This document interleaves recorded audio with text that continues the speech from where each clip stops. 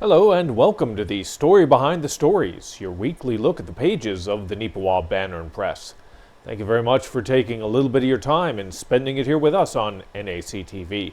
I'm Eoin, Devereux, journalist with the Banner Press, welcoming you to the January 31st edition of this program and of this paper. Joined this week by Casper Wehrhahn. Casper, good to have you here this week. Good to be here once again and going through another edition of the paper with a lot of good stories for the region. So many stories, in fact, I can guarantee you we will not have enough time in 30 minutes to be able to cover and review and discuss every single important story that hits this region. That's why you've got to pick up a copy of the paper in one of 30 different communities throughout Western Manitoba. Or if you can't, you can find it online. So we're going to get right past all that hubbub and right into the news, as it were. And this is a story, the very first one on the front page of the paper, one that Ken Waddell, the publisher and co-owner of the Banner Press, was able to get onto his desk and he was able to work on. It's a little bit of a sneak peek, a preview, as it were, for the upcoming Statistics Canada Canadian population census. Every 4 to 5 years, they go through it and they learn a little bit about what communities are growing throughout the nation. And we got a sneak peek of what it looks like for Neepawa and some of our surrounding areas. This is a story we covered back in 2022 for the 2021 results. And the official numbers back then were, if I remember correctly, for 2016, the unofficial numbers were 4609. And then they were later changed to 4743. That was the official total. And then in 2021, it was about 5,800 or 5685 was what the number was when it was released in 2022. That was unofficial, they had to. So the official number for 2021 was 5846. Keep those numbers in mind. So in 2021, there were 5,846 people that were living in Neepawa. So for 2016, it was roughly about a 21% jump over a 4-year period in terms of population. Then from 2016 to 2021, it was roughly again about a 21% jump in population from 2016 to 2021.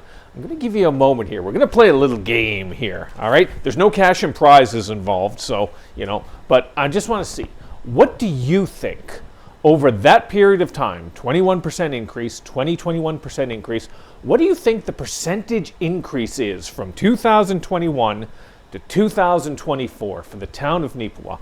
Go ahead, lock in your answers right now. And we're back. All right. So if you guessed a percentage increase of roughly 6.1%, you win the big non-existent prize. Because as of 2024, the estimated population for the town of Neepawa currently stands at 6,223 people. So our growth has slowed down significantly. Slowed down from the numbers we were seeing from the last two census, but let's be honest, those were very out of skew numbers for the province. We were, in 2016, the second fastest growing community in all of Manitoba. In 2021, I believe we were the third largest, fastest growing community in all of Manitoba. It's impossible to keep those types of numbers going. So 6.1 is still a very good number, and it's still above the Manitoba average in actuality. If you look in this week's edition of the paper, you're going to be able to see all the numbers for Western Manitoba and within the Banner Press readership area, as well as Winnipeg and Brandon as well. We wanted to throw those in as well because, I'm sure you were curious about that. But Casper, let me get your take on this. I mean, things have slowed down a little bit. But what do you think about the fact that we are still on that forward path?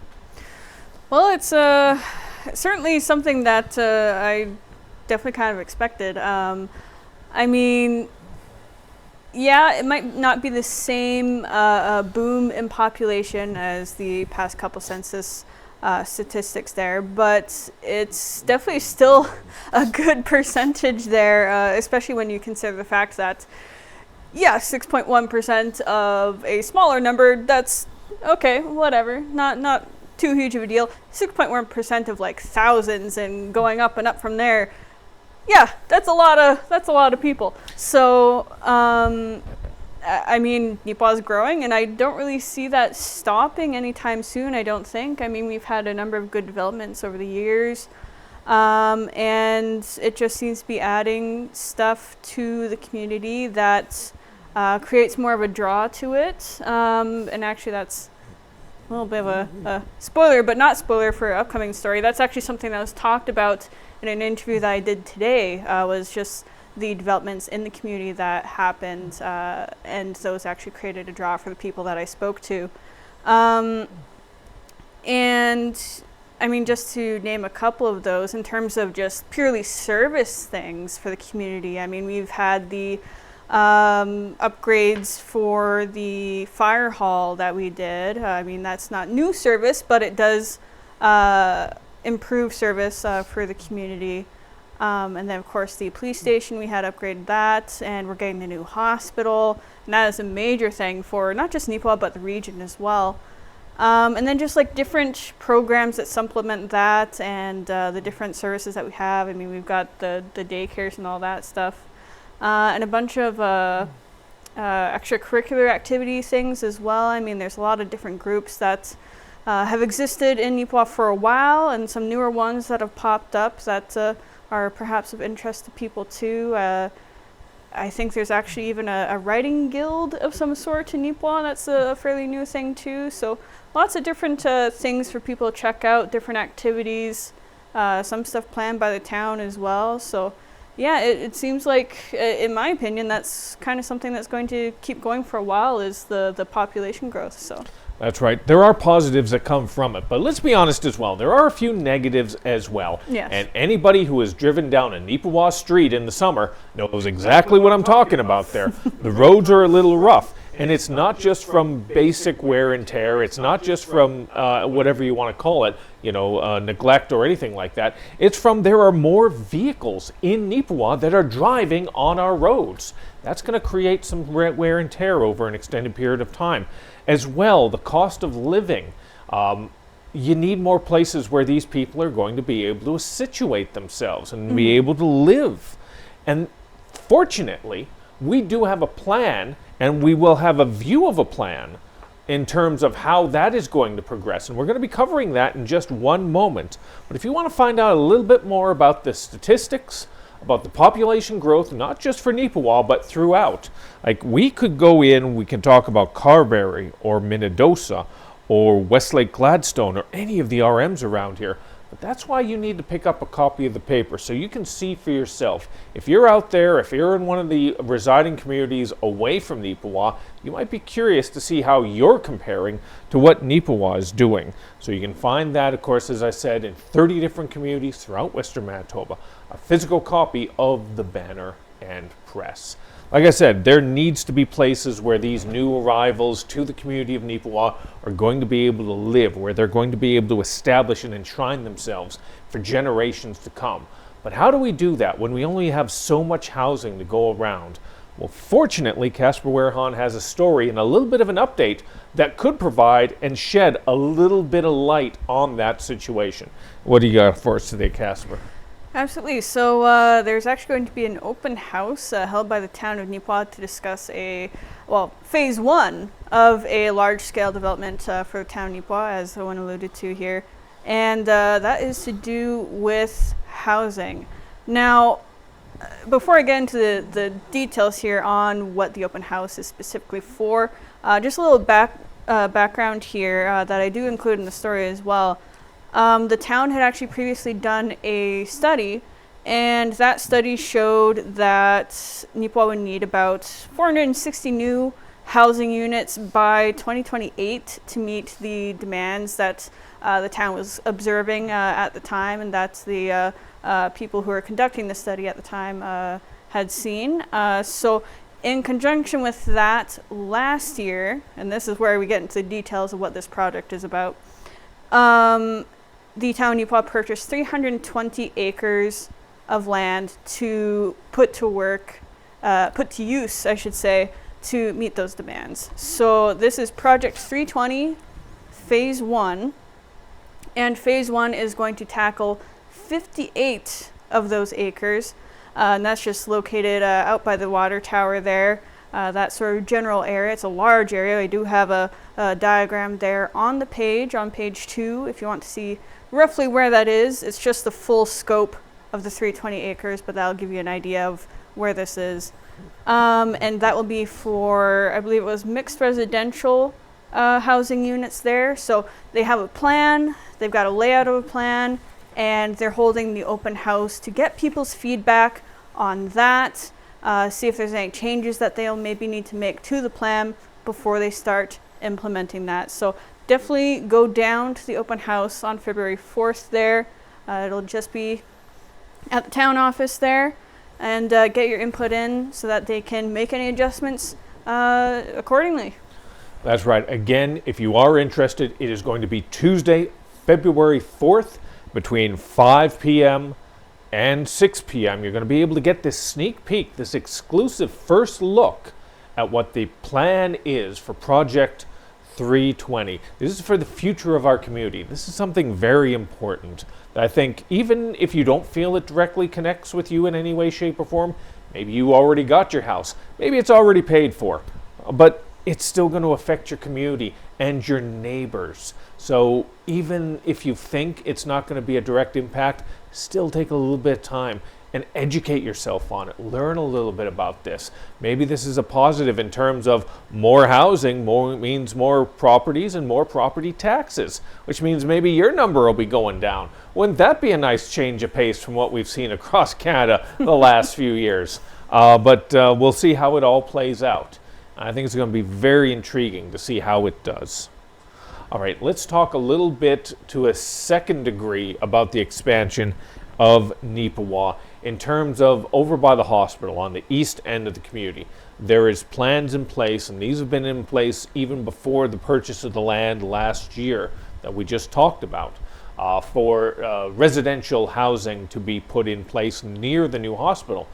And to be able to do that, you need to have a roads plural in place. And one of the most important roads that is going to be developed and sent over there is starting to be developed right now in terms of the Hamilton Street expansion. They are going to be taking one of Neepawa's most prominent roads and expanding it out towards the east end, towards the hospital. And they need to clear out a little bit of dirt, a little bit of earth to be able to do that. They have started the first phase of that.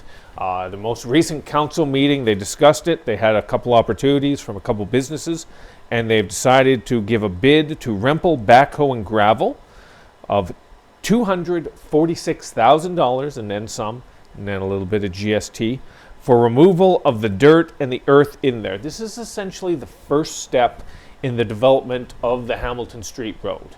They got to take all that dirt, all that earth out of there, and they're deciding to do it now for a very smart reason. There's a lot of earth they got to move out of there. There's a lot of dirt they got to move out of there. It's not just one or two trucks. It's hundreds and hundreds of full trucks of dirt that are going to have to be moved out of there. Do you know what type of damage that does to the roads? Magnificent amount of damage that could be done. That's why they're doing it now during the winter, because quite honestly, portions of the road are snowed over. They're packed down. So you're not going to be driving on the concrete proper, as it were. You're going to be driving on some of the snow-packed sections, and that is going to do less overall damage to the roads. So that's going to save them a little bit of wear and tear, because you can't have 200 or 300 giant big trucks driving on there and think that it's not going to do any major damage to it. So this is their mindset. This is why they thought, hey, let's get this out here right now. Let's decide on this right now, and let's get her done and started right now, so that when the spring comes and the melt occurs, we're not going to have all this damage done there. So, and again, it's smart. So it's interesting. If you've driven in that area, you've seen that they have already started it. If you pick up a copy of the paper as well, you will be able to see the picture of it. So it's going to be very intriguing to see how that pans out heading into the spring and eventually into these summer months. God willing, we're going to get summer months because this winter's starting to wear and tear on me just a little bit. Yeah, it's taken its course, that's for sure. Oh, yeah. Now, if you want to find out a little bit more about that story as well, you can find that on page 2. It coincides with Casper's story talking about the 320 project initiative and the open house that's going to be occurring. These are major stories. These are stories that matter to you and yours who live in Neepawa. So I hope you'll take a few minutes and just sort of examine those. But we're more than just a Neepawa paper. We like to think of ourselves as a regional paper, covering other communities as well as best we can. And we were able to do that over the weekend. I was able to do that by taking a road trip out to Gladstone for a very special announcement. Anyone who's been to Gladstone knows that the community center is located right next to the arena, formerly known as Stride Hall, if I remember off the top of my head, but not anymore because there is a new deal in town. Naming rights have been agreed upon between the community of Gladstone and the Neepawa Gladstone Co-op. They have decided to take over the sponsorship rights and the naming rights for the community center for the next 5 years until 2029. It will be known as the Co-op Community Hall. And it's wonderful to see local organizations, businesses like this, see value in giving back in this way. It's a 5-year deal worth $50,000 in total. So that's, again, $50,000. That's no small chunk of change. That's going to be going directly into the coffers of Westlake Gladstone. I had an opportunity to speak to the mayor, Daryl Shipman, about this. He says every amount matters because that's $50,000 now that doesn't have to be taken from the ratepayer in terms of property taxes or other types of taxes. This is something that can be looked after. This money can be put back directly into the hall for upkeep, for maintenance, for upgrades. They're necessary anyway. And without the naming rights and without that $50,000, that'd be coming from the town proper. That'd be coming from your pocketbooks, from your wallets. So it's that type of corporate synergy that really works. It'd be nice to see a little bit more of that in a couple other communities, I think. As I grow up and as I grow older, I've started to come to the realization of these types of things. Like, I'll just use this as an example. You know, when I was growing up, you know, the Winnipeg Jets played in the Winnipeg Arena. That was great. You know, the Montreal Canadiens played in the Montreal Forum, and that was fantastic. The Leafs were in Maple Leaf Gardens, and that was great, and that was wonderful and all historic and all that stuff. But historic and grand and all that stuff doesn't pay the bills. So the Winnipeg Jets now play in the Canada Life Centre. The Montreal Canadiens play in the Bell Centre.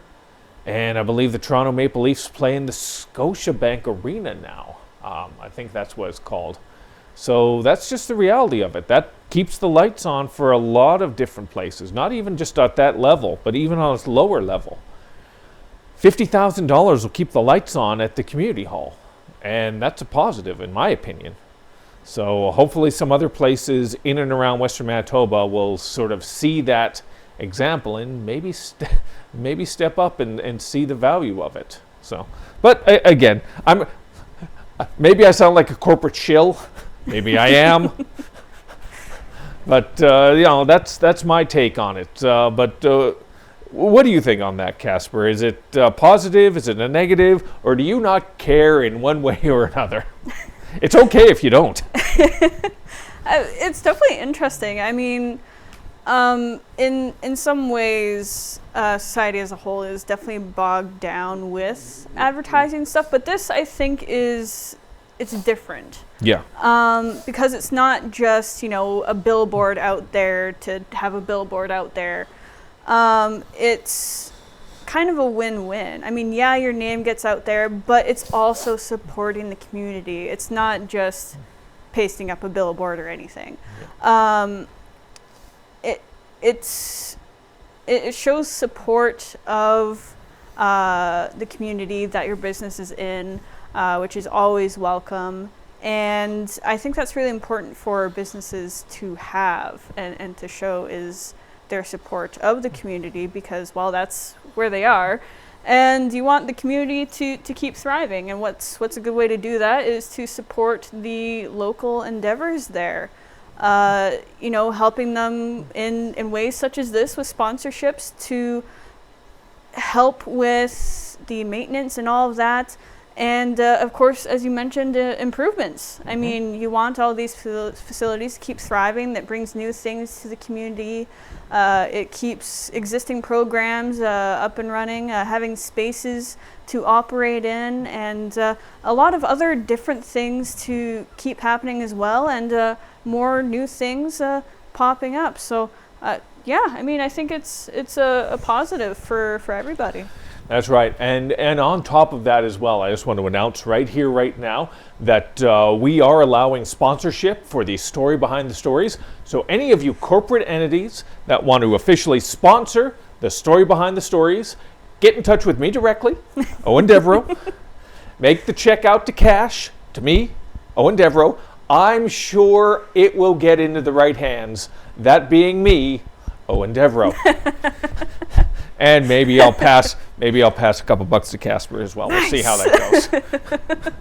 And maybe Ken, who knows? Well, we'll see how it goes. But if you want to learn a little bit about more that topic, it's in this week's edition, along with another story I was able to track down while I was out there at the event. Brian Headley, who is the general manager for Neepawa Gladstone Co-op, offered a bit of an update to the people of Gladstone on their proposed travel center. If you're a consistent and loyal reader of the Banner Press, you know that they have plans in place to build a massive grocery store, as well an expansion to the lumber and hardware store. That was the plan that was announced. Slight bad news, though, to report in terms of that. That project, which was initially announced in 2023, it's still going ahead. It's still moving forward for Gladstone, but in a slightly downsized version.